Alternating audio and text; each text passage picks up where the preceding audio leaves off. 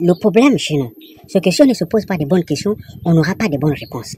La question aujourd'hui, c'est que si nous voulons être crédibles avec nous-mêmes, dans la procédure normale, si on veut poursuivre quelqu'un qui a la lourde responsabilité de faire quoi que ce soit, il faut que ça soit total pour que ceux qui nous suivent, pour que les générations futures puissent comprendre de quoi il est question. Hier, vous avez vu au tribunal Brice Lacroix Alanga et Anthony Ondomba devant la barre. Ils sont poursuivis. Parmi les raisons qu'ils amènent à la barre, il y a blanchiment d'argent, détournement des deniers publics. Et il faut rappeler, on n'a pas besoin d'insister là-dessus, que Brice Lacroix Alanga était simple directeur du cabinet du président de la République. Et que Tony Ondomba est un simple membre du gouvernement, donc un exécutant.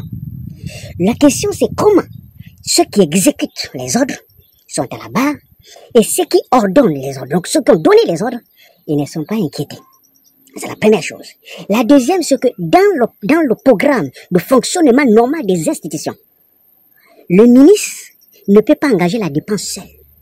Parce que avant de citer le ministre, il y a le trésorier général payeur qui a prêté serment pour veiller à la meilleure gestion de l'argent du contribuable.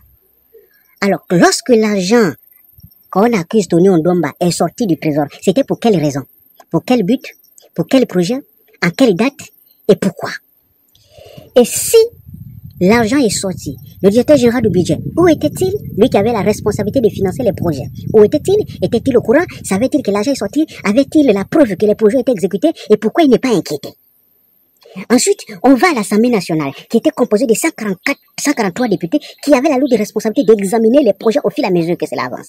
Qu'est-ce que les députés là ont fait? Est-ce qu'ils ont respecté ce pourquoi ils ont été envoyés à l'Assemblée nationale? Est-ce qu'ils ont fait les boulots? Est-ce qu'ils ont interpellé le ministre? Est-ce que? Et ensuite, nous allons descendre dans les juridictions autres. Il y a la justice, il y a le procureur général, il y a autre chose. Pourquoi personne de tout cela n'a daigné lever le petit doigt pour qu'on retrouve à la fin Brice Lacroix Alanga, Tony Ondomba, jugé pour 10 ans et puis remis en liberté. Je vous rappelle qu'au-delà des chefs d'accusation, il y a d'autres problèmes liés, entre autres, pareil, à la falsification de la signature du président, le déplacement dans les 9 provinces avec le kérosène, des dépenses et des fortunes.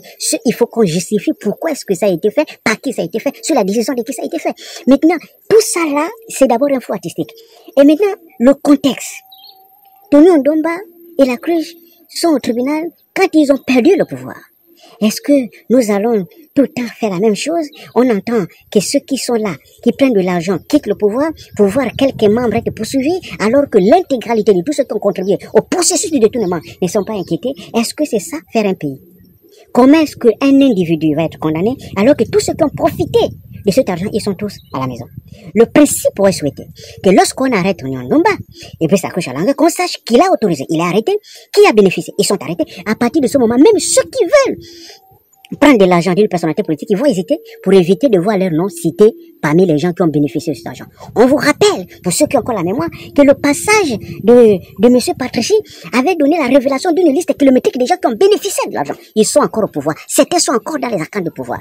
Ils ne sont pas inquiétés. Ils n'ont jamais été inquiétés. C'est sûr qu'ils ne seront jamais inquiétés. Et pourtant, les noms étaient cités. Lorsqu'on cite le tribunal s'auto-saisit du dossier. Et puis on essaie de vérifier comment quelqu'un va recevoir un don de 180 millions de francs CFA, l'argent du contribuable, et il n'est pas poursuivi. Ce sont des questions que l'on se pose. Est-ce qu'on fait cela pour la justice? Est-ce qu'on le fait pour prévenir, parce qu'à l'avenir on ne veut plus que ça se répète, ou simplement on le fait parce qu'on veut soulager la conscience, on veut faire un peu le buzz pour faire comprendre que nous sommes parmi les États qui existent et qui respectent la procédure en matière de justice et tout le reste. En tout cas, dans tous les cas, c'est notre pays et c'est à notre devoir.